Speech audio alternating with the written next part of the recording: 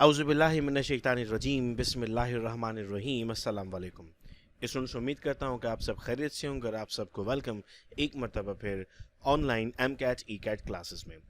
Students, इससे पहले हम first year chemistry, second year chemistry और फर्स्ट ईयर फिजिक्स स्टार्ट कर चुके थे। आज से हम फर्स्ट ईयर बायोलॉजी की प्रिपरेशन स्टार्ट कर रहे हैं और नेक्स्ट वीडियो लेक्चर में हम फर्स्ट ईयर मैथ्स की प्रिपरेशन स्टार्ट कर देंगे। आपकी जो ऑनलाइन क्लासेस ली जा रही हैं, जिन वीडियो लेक्चर्स के थ्रू अगर आप अपने किसी फ्रेंड को रजिस्ट्रेशन करवाना चाहते हैं उस व्हाट्सएप ग्रुप में, तो उनसे कहिएगा कि वो अपना नाम, कॉलेज और इस चैनल का स्क्रीनशॉट 0333224301 पर भेज दें ताकि उन्हें भी इस ग्रुप का हिस्सा बना लिया जाए। स्टूडेंट्स, आज हम बात कर रहे हैं फर्स्ट ईयर बायोलॉजी की, और फर्स्ट ईयर बायोलॉजी के जो टॉपिक्स हमें पढ़ने हैं बेटा, वो टॉपिक्स होते हैं हमारे पास बायोलॉजी की definition, branches of biology, Quranic verses, biological methods of study, levels of biological organization, kingdom classification, antibiotics, vaccines, cloning and hydroponics। ये वो तमाम टॉपिक्स हैं जो आपकी फर्स्ट ईयर बायोलॉजी में शामिल हैं चैप्टर नंबर 1 में। इससे हमें मुख्तलिफ MCQs पूछे जा रहे होते हैं। हम इन वीडियो लेक्चर्स के थ्रू इस बात को समझने की कोशिश करते हैं कि हमसे फाइनल में पेपर किस तरह का पूछा जा रहा होता है। सबसे पहले बेटा स्टार्ट करते हैं टर्म डेफिनेशन ऑफ बायोलॉजी से। आप सबसे रिक्वेस्ट है कि अपनी कॉपीज़ आप लोग खोल लीजिए, बिकॉज हम इसमें होमवर्क्स भी कर रहे होते हैं। वो होमवर्क्स आप मुझे सबमिट करवाते हैं, जिसके अगेंस्ट फिर मैं आपको जूम क्लासेस में ऐड कर देता हूँ और आप हमारी जो मॉर्निंग में जूम क्लासेस हो रही होती हैं वो भी ज्वाइन कर रहे होते हैं। याद रहे कि व्हाट्सएप ग्रुप की रजिस्ट्रेशन या जूम क्लास की रजिस्ट्रेशन के कोई चार्जेस नहीं है।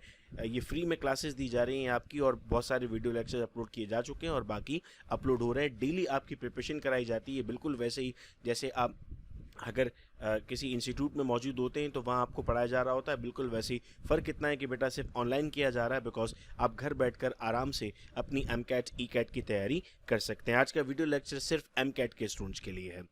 बायोलॉजी को कैसे डिफाइन करेंगे? स्टूडेंट्स अपनी कॉपीज में लिख रहे हैं, biology is the branch of science which deals with the study of life. Life के बारे में पढ़ना, उसकी प्रॉपर्टीज के बारे में पढ़ना, उसके मेटाबॉलिज्म, कैटाबॉलिज्म, एनाबॉलिज्म के बारे में पढ़ना क्या कहलाता है? सर, ये तमाम चीज़ें हमारे पास कहलाती हैं बायोलॉजी की डेफिनेशन में। फिर जब हम ब्रांचेस की बात करते हैं तो बेटा हमारे पास 3 अहम ब्रांचेस आती हैं बायोलॉजी की, जिनमें बॉटनी, जूलॉजी और माइक्रोबायोलॉजी शामिल है। बॉटनी को अगर हम डिफाइन करें तो हम कहते हैं branch of biology which deals with the study of plants, herbs and shrubs भी कहते हैं। जूलॉजी के लिए हम लफ्ज़ इस्तेमाल करते हैं एनिमल्स का, और माइक्रोबायोलॉजी के लिए हम लफ्ज़ इस्तेमाल करते हैं माइक्रो ऑर्गेनिजम्स का। अब बच्चों, आपको काम क्या करना है? आप जो अपने घर में नोट्स भी मेंटेन करते जा रहे हैं, आपको अपनी कॉपी में बेटा एक कॉलम ड्रॉ करना है। वो कॉलम किस तरह से आप ड्रॉ करेंगे, मैं आपको वो कॉलम भी ड्रॉ करके बताता हूँ जो आप लोगों ने ड्रॉ करना है अपने पास। ये आपके सामने बोर्ड पर वर्ड पर ड्रॉ हो रहा है बेटा, लेकिन आपको अपनी कॉपी में ड्रॉ करना है। यहां पर आप लिखेंगे ब्रांच नेम, यानी एक तरफ आप लिखेंगे ब्रांच नेम और दूसरी तरफ लिखेंगे बेटा स्टडी ऑफ। तो जैसे मैंने अभी आपके सामने कहा कि ब्रांच नेम क्या है हमारे पास, बॉटनी है, तो किसकी स्टडी है? सर, प्लांट्स की स्टडी है। फिर हम कहते हैं हमारे पास आता है जूलॉजी, तो वो किसकी स्टडी है? सर, एनिमल्स की स्टडी है। फिर हम कहते हैं हमारे पास आता है माइक्रो बायोलॉजी, तो सर ये किसकी स्टडी है? सर, ये हमारे पास तमाम के तमाम माइक्रो ऑर्गेनिजम्स की स्टडी है। फिर इस तरह हमारे पास ब्रांचेज आती हैं बेटा, जैसे आता है हमारे पास हिस्टोलॉजी, हम कहते हैं sir it is the study of tissue. हमारे पास आता है स्टूडेंट साइटोलॉजी, हम कहते हैं sir it is the study of cells. इस तरह आपको ब्रांचेस जितनी भी दी हुई बेटा चैप्टर नंबर 1 में, उनके नाम लिखने और साथ में स्टडी ऑफ लिखना है। अच्छा, आप इसमें जगह छोड़िएगा, एक पेज एक्स्ट्रा छोड़ेंगे हम, चूंकि जब हम आगे चैप्टर्स में बढ़ेंगे तो ब्रांचेस बढ़ती हैं। जैसे चैप्टर नंबर 10 में हमें 3 से 4 ब्रांचेस मिलती हैं। फिशेस की स्टडी को हम कह रहे होते हैं इक्टायोलॉजी, एंड्स की स्टडी को हम नाम दे रहे होते हैं एंटोमोलॉजी। तो वो सब कुछ हमें यहाँ पर लिखना होता है। तो आपके पास ये नोट्स आपके साथ साथ तैयार होते जा रहे हैं। तो इसको बेटा आप लोग सब अपने पास एज एन होमवर्क लिखेंगे। होमवर्क नंबर 1 है, 2 होमवर्क्स मैथ्स की क्लास में आपको दूंगा, जो आप मुझे मेरे व्हाट्सएप नंबर यानी 0333224301 पर सबमिट करा रहे होंगे। बेटा इसके बाद हमारे पास टॉपिक है कुरानिक वर्सेस। अब तक पास पेपर्स में जितने भी पास पेपर्स मौजूद हैं उनमें कुरानिक वर्सेस से सवाल नहीं पूछा गया, तो हम इस टॉपिक को ओमिट करते हैं इस चैप्टर से और इसको रीड नहीं करते हैं। एक एक टॉपिक बेटा मैं इसलिए बता रहा हूँ चूँकि हमें ये भी परेशानी रहती है कि हमें इसे याद किस तरीके से करना है, तो हमें ये भी साथ साथ बेटा क्लियर हो जाता है कि हमें इसे किस तरीके से याद करना होगा। अब आता है बेटा हमारे पास topic biological methods of study. तो मैं यहाँ पर अब आपके सामने स्क्रीन पर बायोलॉजिकल मेथड्स ऑफ स्टडी ले आया और आइए इसको डिस्कस करते हैं। देखिए, जिस तरह जब घर में कोई मसला आता है तो हम घर के बड़े से रुजू करते हैं, बिल्कुल वैसे ही साइंस में अगर कोई मसला आता है तो हम किससे रुजू करते हैं सर? हम साइंटिस्ट से रुजू करते हैं। साइंटिस्ट से रुजू करने का मतलब ये है कि साइंटिस्ट किसी न किसी चीज़ की बुनियाद पर आपको कुछ चीज़ें आपके सामने लाकर रखता है और उस पूरे मेथड को, उस पूरे प्रोसेस को बेटा हम नाम देते हैं बायोलॉजिकल मेथड्स ऑफ स्टडी। इसके कुछ स्टेप्स हैं जिनमें observation and data collection, hypothesis, deduction, experiment, theory और लॉ शामिल है। लेट्स सपोज एक एग्जाम्पल लेते हैं। एग्जाम्पल है मलेरिया।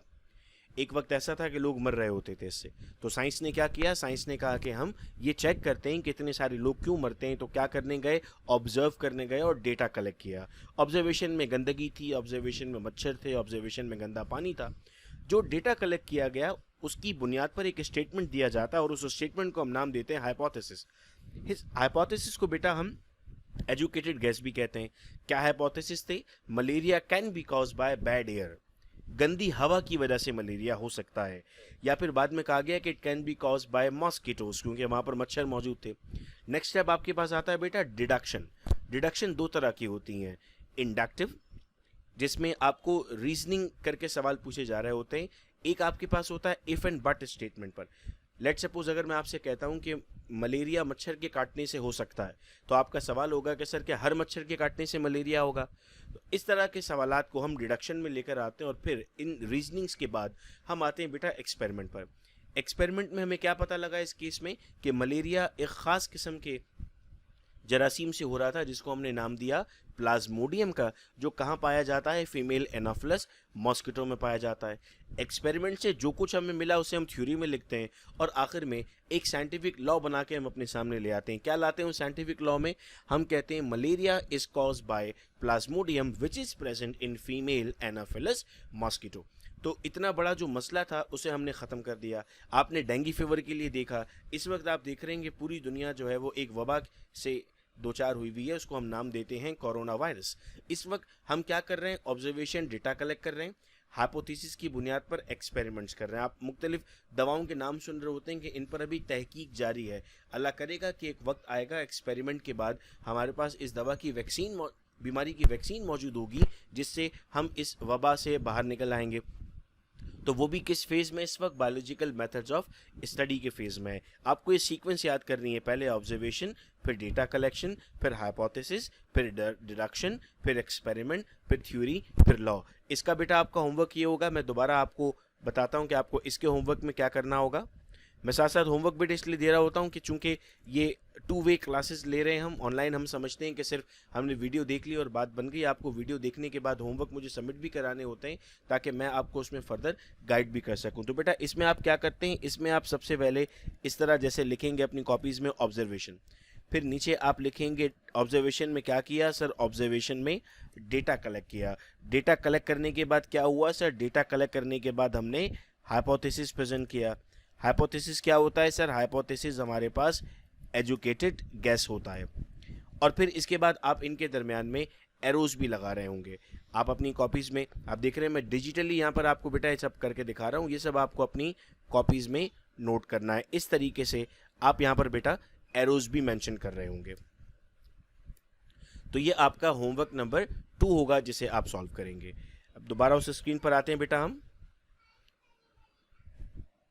स्टूडेंट्स हमें इससे एमसीक्यू से पूछे जाते हैं कि हमसे कहा जा सकता है कि विच of the following is the most important step of biological methods of study. इसका जवाब होगा ऑब्जर्वेशन एंड डेटा कलेक्शन। चूंकि अगर हमने ऑब्जर्वेशन ठीक नहीं की है, डेटा कलेक्ट नहीं होगा। अगर डेटा कलेक्ट नहीं होगा तो हाइपोथेसिस ठीक नहीं होगा और आपका पूरा एक्सपेरिमेंट आने वाला फेल हो जाएगा। तो मैं उम्मीद करता हूं कि आप सबको बायोलॉजिकल मेथड्स ऑफ स्टडी यहां पर क्लियर हैं। इसके बाद बेटा हम नेक्स्ट टॉपिक की तरफ बढ़ते हैं, that is levels of biological organisation. इससे मुराद ये है कि पहले आपके पास कौन सा लेवल होगा और उसके कॉम्बिनेशन के बाद आपके पास कौन सा लेवल बनेगा। तो starting up with the sub atomic level. सबसे पहले बेटा हमारे पास सब एटॉमिक लेवल होगा।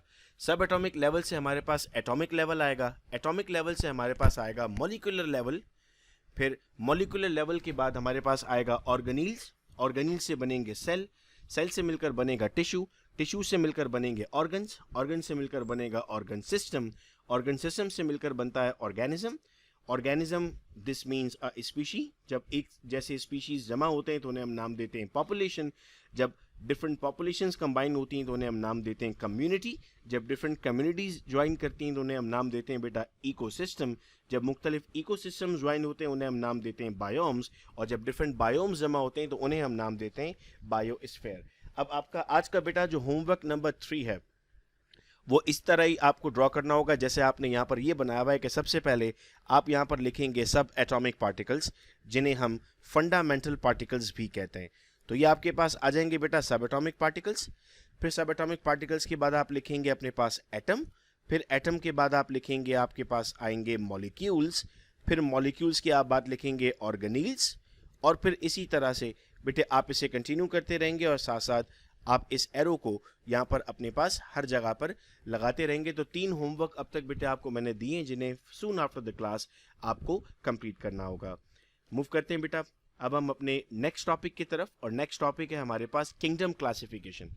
अलबत्ता ये किंगडम क्लासिफिकेशन हमारे पास 2 चैप्टर्स में मौजूद है, चैप्टर नंबर 5 में भी मौजूद है, अभी भी हम इसकी बेस ले लेते हैं और चैप्टर नंबर 5 में भी हम इसकी बेस ले रहे होंगे। सबसे पहले बेटे हमने बात की थी कि हमारे पास 2 किंगडम्स होते हैं, 2 किंगडम सिस्टम, जिन्हें एक था किंगडम एनिमल और एक को हम नाम देते थे प्लांट। जिनमें सेल वॉल मौजूद है, क्लोरोफिल मौजूद है, हम कहते थे वो प्लांट्स हैं। जिनमें सेल मेम्ब्रेन मौजूद है, क्लोरोफिल एब्सेंट है, हम उन्हें नाम देते थे कि वो हमारे पास एनिमल्स हैं। फिर इसके बाद there was a scientist in 1969 named Robert Whittaker. Robert Whittaker ने पहली मर्तबा 5 किंगडम क्लासिफिकेशन बताई और फिर उसे बाद में मॉडिफाई किया गया था बाय मार्गलस एंड शिवर्ट्स। मॉडिफिकेशन क्या थी वो भी मैं आपके सामने एक्सप्लेन करता चलूं कि जो रॉबर्ट वाइटटेकर ने हमें नेम प्रोवाइड किया था वो नेम था किंगडम प्रोकैरियोट्स, और उसके बाद ये नेम मॉडिफाई कर दिया गया, उसे किंगडम मोनरा कहा गया बाय मार्गलस एंड शिवर्ट्स। इसके बाद जो नाम हमें यहाँ पर दिया गया वो था kingdom Protista, it was given by Robert Whittaker. और जो सेकंड नाम आपको यहाँ पर नजर आ रहा है kingdom Protoctista, this name was given by Margulis and Schwartz. Kingdom fungi, kingdom plantae और किंगडम एनिमल में कोई तब्दीली नहीं की गई थी। बेटे पूरा चैप्टर हमारे पास मौजूद है प्रोकैरियोट्स में, प्रोटोक्टिस्टा पर, फंजाई पर, प्लांटी पर, एनिमल पर। यानी चैप्टर नंबर 6 आपके पास मोनरा है, चैप्टर 7 आपके पास प्रोटोक्टिस्टा है, चैप्टर 8 आपके पास फंजाई है, चैप्टर 9 आपके पास प्लांटी है और चैप्टर 10 आपके पास किंगडम एनिमेलिया है। पूरी डिटेल आपको यहाँ पर पढ़नी होंगी और इससे हमें बेहद MCQs पूछे जा रहे होते हैं। इनमें जो प्रॉपर्टीज लिखी हुई हैं इस वक्त आप उनको अपने पास अलग नोट करके अपना बर्डन नहीं जनरेट करते हैं। ये प्रोकैरियोटिक हैं, यूनिसेलुलर हैं, मल्टीसेलुलर हैं, प्रोकैरियोटिक, यूकैरियोटिक, ये सब क्या होंगे, इन सब को तफसील से आपको अलग पढ़ना होगा। लेकिन आपको इस वक्त ये जानना बहुत ज़रूरी होगा कि प्रोकैरियोटिक और यूकैरियोटिक सेल्स क्या होते हैं। स्टूडेंट्स, वो सेल जिनमें कंप्लीट न्यूक्लियस मौजूद नहीं होता उन्हें कहते हैं प्रोकैरियोटिक, और वो सेल्स जिनमें कंप्लीट न्यूक्लियस मौजूद होता है हम उन्हें नाम देते हैं यूकैरियोटिक। अब नेक्स्ट आपका टास्क यहाँ पर आ गया, जिसे मैं यहाँ पर आपके सामने बताता हूँ कि अब हमें डिफरेंस बिटवीन लिखना है प्रोकैरियोटिक एंड यूकैरियोटिक में। तो यह टास्क नंबर 4 है। एक तरफ आपको लिखना है यहाँ पर प्रोकैरियोटिक, ये मैं आपको अभी साथ साथ लिखवाता भी जा रहा हूँ, क्लास में चाहें तो अभी आप लोग नोट कर सकते हैं, बेहतर होगा कि इसे याद कर लीजिए अभी और उसके बाद अपने पास नोट कीजिए। तो प्रोकैरियोटिक में आपने क्या कहा कि सर प्रॉपर न्यूक्लियस मौजूद नहीं होगा, ठीक है। यहाँ पर आप कहते हैं कि सर प्रॉपर न्यूक्लियस मौजूद होगा, एक तरफ आप कह देते हैं एब्सेंट और एक तरफ आप वर्ड इस्तेमाल करेंगे प्रेजेंट। तो हम कहेंगे कि सर प्रॉपर न्यूक्लियस हमारे पास मौजूद है। मैं आपके सामने स्टूडेंट पे टेस्ट लिख रहा हूँ कि जैसे क्लास में टीचर बोर्ड पर लिख रहा होता है वैसे आपके सामने यहाँ पर स्क्रीन पर लिखा जा रहा है। आपको बिल्कुल भी महसूस ना हो कि आप किसी और टेक्नोलॉजी से पढ़ रहे हैं, बस टीचर आपको नज़र नहीं आ रहे, बाकी तमाम चीज़ें बेटे आपके पास बिल्कुल वैसे ही हैं। हम कहते हैं यहाँ पर जो न्यूक्लियर मटीरियल होगा उसके अराउंड भी कोई कवर नहीं होगा, न्यूक्लियर मटेरियल नॉट कवर्ड, ठीक है, चूंकि आपके पास न्यूक्लियर मेम्ब्रेन मौजूद नहीं है। और यहाँ पर स्टूडेंट्स हम लिख देते हैं कि हमारे पास जो न्यूक्लियर मटेरियल है वो कवर्ड है, चूंकि उसमें हमारे पास सब्सटेंस मौजूद है। यहाँ पर हम कहते हैं कि एक्स्ट्रा क्रोमोसोमल पार्ट आपको नजर आएगा, जिसे हम प्लाज्मिड कहते हैं, ये हमारे पास यहाँ पर प्रेजेंट होगा, और यहाँ पर हम कहते हैं कि एक्स्ट्रा पार्ट मौजूद नहीं होता है, नो एक्स्ट्रा जेनेटिक मटीरियल, यहाँ पर जो कुछ है वो एक ही जेनेटिक मटीरियल मौजूद है।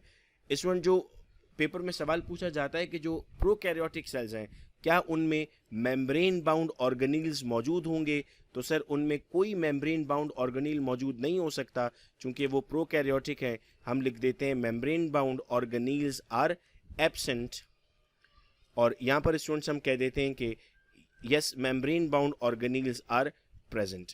तो मैं उम्मीद करता हूँ कि आपको साथ साथ ये बातें क्लियर भी होती जा रही हैं और आप इसे भी याद कर रहे हैं। इस तरह याद कर लें कि आपको थोड़ी देर बाद बगैर देखे अपने होमवर्क में इसको लिखना है। आपसे बार बार इसलिए लिखवाऊंगा मैं क्योंकि जितना ज़्यादा हम लिखेंगे उतना ज़्यादा चीज़ें हमें याद होना शुरू हो जाएंगी। तो एक और हम यहाँ पर डिफरेंस लिखते हैं। हम ये पढ़ते हैं कि माइटोकॉन्ड्रिया रिस्पॉन्सिबल होता है हमारे पास सेलुलर रेस्पायरेशन के लिए। अब चूंकि यहाँ माइटोकॉन्ड्रिया एक मेम्ब्रेन बाउंड ऑर्गेनील है और ये तो मौजूद ही नहीं है यहाँ पर, तो जब माइटोकॉन्ड्रिया यहाँ पर मौजूद नहीं है तो हमें तो ये परेशानी हो जाती है यहाँ पर कि सर फिर प्रोकैरियोटिक में रेस्पायरेशन कैसे होगी। तो प्रोकैरियोटिक की बेटे जो सेल मेम्ब्रेन होती है वो रिस्पॉन्सिबल होती है सेलुलर रेस्पायरेशन के लिए। जो एग्जाम में हमसे सवाल पूछा जाता है कि ना prokaryotic cell which of the following is responsible for cellular respiration, पहले ही ऑप्शन हमें दे दिया जाता है माइटोकॉन्ड्रिया का। तो स्टूडेंट्स क्या समझते हैं कि माइटोकॉन्ड्रिया इसका सही जवाब होगा, लेकिन माइटोकॉन्ड्रिया तो प्रोकैरियोटिक सेल्स में मौजूद नहीं हो सकता। मेन लेक्चर की तरफ बेटा हम दोबारा बढ़ते हैं और अब हमारे पास उसमें मौजूद है एप्लीकेशंस फॉर बायोलॉजी। बायोलॉजी ने क्या किया मैनकाइंड के लिए, हम कहते हैं बायोलॉजी ने वैक्सीनेशन इंट्रोड्यूस की। वैक्सीन के लिए जो पॉइंट आपको बेटा याद रखना है, वैक्सीन के लिए पॉइंट याद रखना है कि ये बीमारी से पहले दी जाती है and the first vaccine was by Edward Jenner in 1795।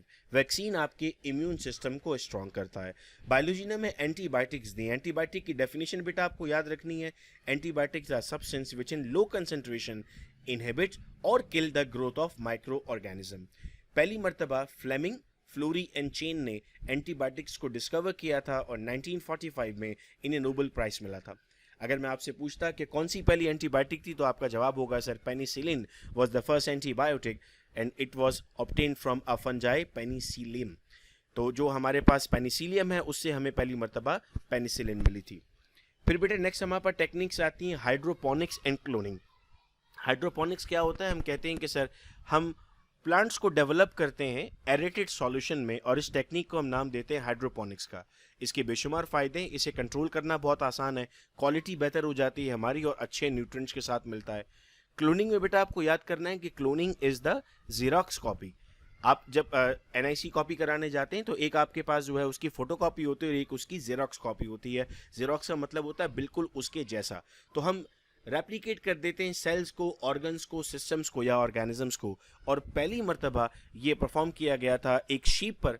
उस शीप को हमने नाम दिया था Dolly and it was in 1996। Students human की क्लोनिंग पर बैन है, तो फिर सर क्लोन क्या करते हैं, सर हम ऑर्गन्स को क्लोन कर रहे हैं ताकि हम ऑर्गन थेरेपी या ऑर्गन ट्रांसप्लांटेशन जो कर रहे होते हैं उसमें उनको इस्तेमाल कर सकें। तो स्टूडेंट्स ये आपके सामने चैप्टर नंबर 1 था जो यहाँ रख दिया। अब हम साथ ही साथ इस चैप्टर के MCQs का टेस्ट भी ले लेते हैं।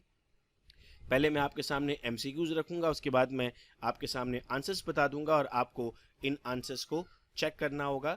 ये टेस्ट के MCQs में सिर्फ पढ़ रहा हूँ आपके सामने अभी, साथ साथ एक्सप्लेन भी कर दूंगा। और ये वो सवालात हैं बेटा जिनको आपसे पास पेपर्स में पूछे जाते हैं, वो आपके सामने रखे हुए हैं। स्टूडेंट क्वेश्चन है, Ali studies the characters of plants growing in the deserts, water and high mountains. Which branch of biology he was dealing with, taxonomy, anatomy, ecology या पैलेंटोलॉजी। आप देख रहे हैं स्टूडेंट्स यहाँ पर कि हम शायद समझ रहे हैं कि सवाल का जवाब बॉटनी होगा, लेकिन एंड में आपको पता लगेगा सवाल का जवाब क्या है। ये आपके आई ओपनर्स हैं कि किस तरह के सवाल पेपर में पूछे जाते हैं। याद रहे अगर आप क्वेश्चंस नहीं सॉल्व कर रहे हैं तो इसका मतलब ये है कि आप अपनी बेस्ट प्रिपरेशन नहीं कर रहे हैं एप्टीट्यूड के लिए। The branch of biology which deals with the structure of organism, the cell and their organelle at molecular level is called as. Answer ढूंढना है स्टूडेंट्स आपको इसमें। नेक्स्ट क्वेश्चन है हमारे पास, the branch of biology which studies bacteria, viruses, protozoans, microscopic algae and fungi is called as. आपको words ढूंढने होंगे और नीचे ब्रांचेस समझनी है बेटा।